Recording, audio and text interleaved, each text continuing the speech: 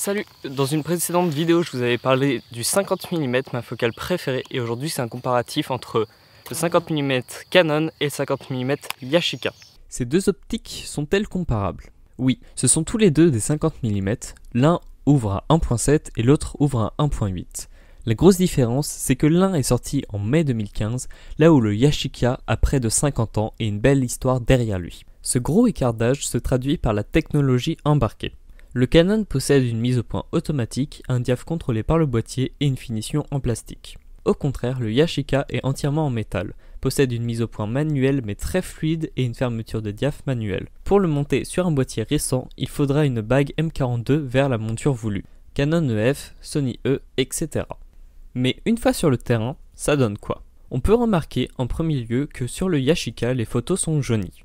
Cela est dû à ces lentilles qui ont vieilli. Ceci se rattrape facilement avec la balance des blancs. Le Canon plus jeune ne bronche pas. Les photos restent de très bonne qualité. Même si, à très grande ouverture, on peut constater une légère aberration chromatique se dessiner le long des sujets les plus clairs. En fonction de vos besoins, cette optique sera mieux que celle-ci et vice versa.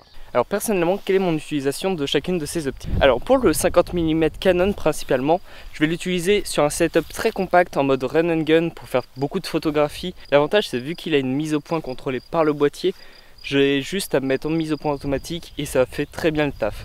Couplé avec la 6300, c'est vraiment un combo que je trouve très agréable à utiliser pour faire de la photographie.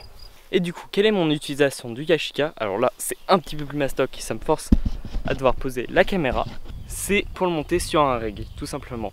L'avantage de cette optique pour moi, c'est que vu qu'elle possède des butées sur sa mise au point et qu'elle est une mise au point assez fluide, sur un rig ça permet de facilement y rajouter une follow focus et d'avoir un point beaucoup plus précis. Comme je l'ai dit, les lentilles sont légèrement jaunies mais ça se rattrape très facilement avec la balance des blancs, ce qui est donc pas un problème en vidéo. On parlera dans une prochaine vidéo justement des rigs et des différents accessoires que je possède et que je peux conseiller.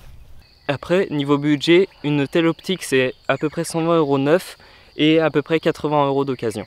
Là où cette optique là je ne l'ai trouvée qu'une seule fois d'occasion à 90 €, mais on trouve des équivalents aux alentours de 30-40 €. Bon, sur ce, je vous remercie d'avoir regardé cette vidéo, je vous dis à une prochaine fois pour une nouvelle vidéo, je ne sais absolument pas quand est-ce que ça sera.